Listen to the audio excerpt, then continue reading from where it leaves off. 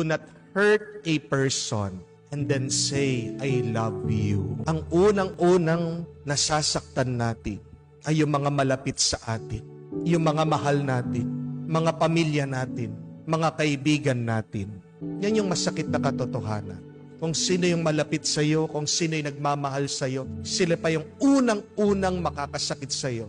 Unang-una kang makakaramdam ng masama sa kanila. To love means you must be aware. You can never love if you are not conscious. And loving means a willing act to do good.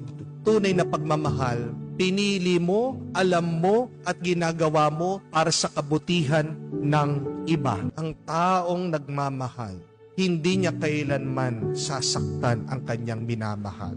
Lalong-lalo na pag nagmamahal ka, hindi mo kailanman mumurahin, pagsasabihan ng masama ang iyong minamahal. Amen? Bless your loved one always with your words.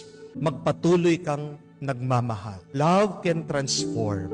Love can create miracles. Love can produce something good.